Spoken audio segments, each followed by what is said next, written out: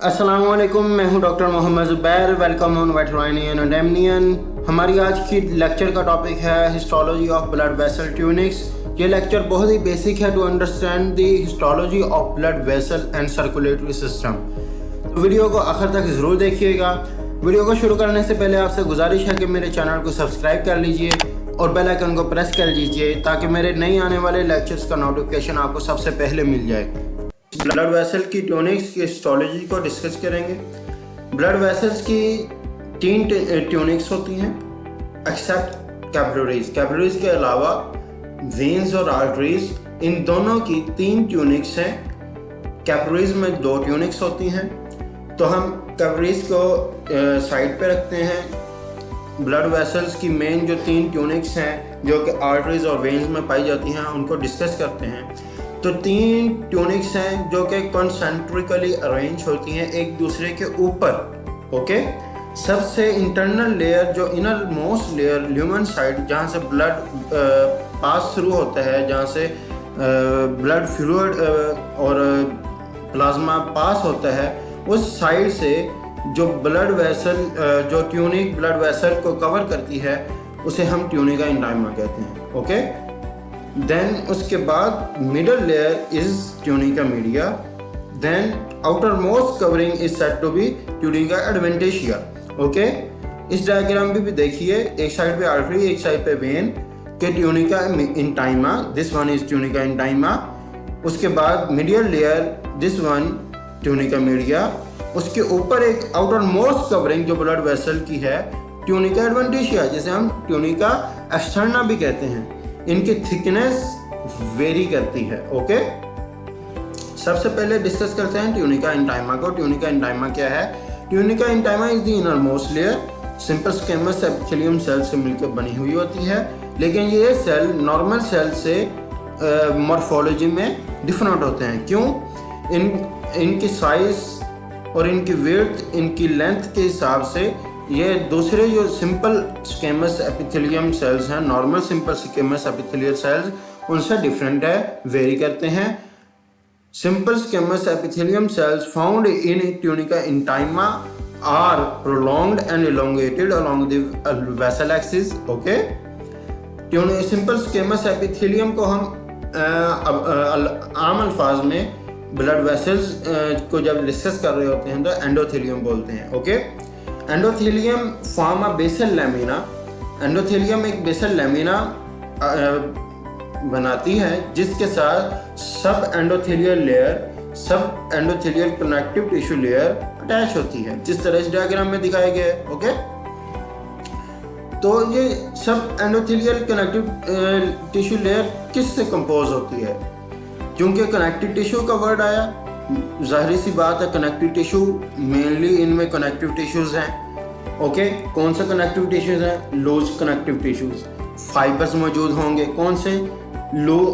Elastic fibres, smooth muscle fibres and collagen fibres. Collagen fibres में भी collagen fibre type 3 मौजूद हो सकती है। Okay, then outside the sub endothelial layer, sub endothelial connective tissue layer, there is a little folded elastic band. Okay, this structure is said to be internal elastic lamina, जिस तरह इस diagram में दिखाया गया है।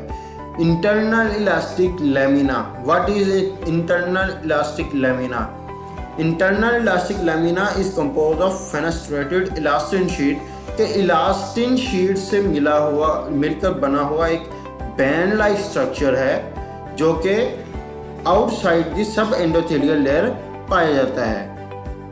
ये इसकी एक खासियत ये भी है, fenestrated sheet of elastin fiber से मिलकर बना हुआ है। फेनेस्ट्रेशन जो है इसकी इंटरनल इलास्टिक लैमिना की फेनेस्ट्रेशन प्रोवाइड पैसेज फॉर, रास्ता फराहम करता है for nutrients. Okay, separates tunica intima from media. तो एक यहाँ पे बेसिक क्वेश्चन आता है कि कौन सी ऐसी स्ट्रक्चर है ब्लड वेसल्स में जो ट्यूनिका इंटाइमा ट्यूनिका मीडिया को डिफरेंशिएट करती है?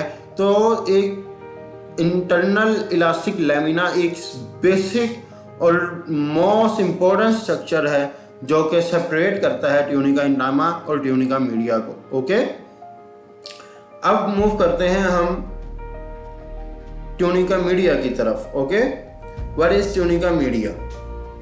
Tunica media concentric layer of smooth muscle and elastic fibre से मिलकर बनी हुई होती है। Okay, majorly smooth muscle, circular smooth muscle जिसमें पाए जाते हैं।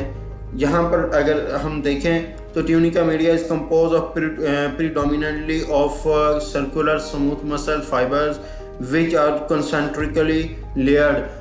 कंसेंट्रिकली लेयर्ड का मतलब एक के ऊपर एक लेयर स्मूथ मसल फाइबर्स हैं, एक लेयर के ऊपर दूसरी लेयर, एक लेयर के ऊपर दूसरी लेयर। तो इसी तरह 4, मेरे जहन में नहीं है ठीक तरीके से, अमूमन 4 to 40 लेयर्स जो हैं मिलकर ट्यूनिका मीडिया बनाती हैं। ओके, तो concentrically layered smooth muscle fibres हैं जो कि ट्यूनिका मीडिया को बनाते हैं। इसी ट्यूनिका मीडिया कंसेंट्रिक लेयर्स में क्या चीज़ें पाई जाती हैं? नंबर 1, इसमें प्रोटियोग्लाइकेंस पाए जाते हैं, रेटिकुलर फाइबर्स पाए जाते हैं, फ्यू कोलेजन फाइबर्स पाए जाते हैं। ओके, यहाँ पर मैंने डिस्कस किया a loose network of elastic fibers and smooth muscle cell and collagen 3 type fiber जो है इसमें इम्प्रेगनेट होते हैं। ओके, ट्यूनिका मीडिया में this one was the tunica media. Okay, the fenestrated sheet of elastin fiber outside the tunica media एक external elastic lamina, उसी तरह का एक फोल्ड, एक बैंड लाइक स्ट्रक्चर पाई जाती है fenestrated sheets of elastic fibre की, जिसे हम एक्सटर्नल इलास्टिक लेमिना बोलते हैं। तो ये एक्सटर्नल इलास्टिक लेमिना बेसिकली जो होता है उसमें पाए जाने वाले फाइबर्स, उसमें पाए जाने वाले सेल्स, उसमें पाई जाने वाली जो बाकी थिंग्स हैं वो इंटरनल इलास्टिक लेमिना में मौजूद फाइबर से थिनर होती हैं, thinner and less in amount. Okay, tunic separates tunica media from tunica externa. तो अब यहाँ पर एक बेसिक क्वेश्चन जो अराइज होता है वो ये कि कौन सी स्ट्रक्चर है जो ट्यूनिका मीडिया को ट्यूनिका एक्सटर्ना या ट्यूनिका एडवेंटिशिया से डिफ्रेंशिएट करती है। तो आंसर उसका ये है कि external elastic lamina is the structure, is the main structure which differentiate between the tunica media and tunica externa या tunica adventitia of blood vessels. Okay, अब बात करते हैं ट्यूनिका एडवेंटिशिया की। What is tunica adventitia? Continuous and fuse with stroma of organ. Okay, prevent excessive stretching. Excessive stretching क्यों prevent करती है इधर आपको बताते हैं। Outer most covering of blood vessel की mainly contains the variable amount of fibrocytes and collagen type 1 fiber, large amount of elastic fibers along the longitudinal axis. तो large amount of elastic fibers के होने की वजह से इसे elasticity इस layer में ज़्यादा होती है। ओके, तो कनेक्टिव टिश्यू लेयर है, कंसंट्रेटेड कनेक्टिव टिश्यू लेयर है, उसमें large amount of elastic fibres हैं, कम अमाउंट है किसकी, कोलेजन टाइप 1 फाइबर्स की, फिब्रोसाइट्स की। ओके, तो इस इलास्टिक फाइबर्स की वजह से इसमें इलास्टिसिटी ज़्यादा होती है। तो ये था आज का हमारा लेक्चर। उम्मीद है कि ट्यूनिक्स ऑफ ब्लड वेसल्स के बारे में आपके कॉन्सेप्ट्स क्लियर हो गए होंगे। अगर आपका कोई क्वेश्चन है तो आपको कमेंट बॉक्स में मुझसे पूछ सकते हैं। This is doctor Mohammad Zubair signing of.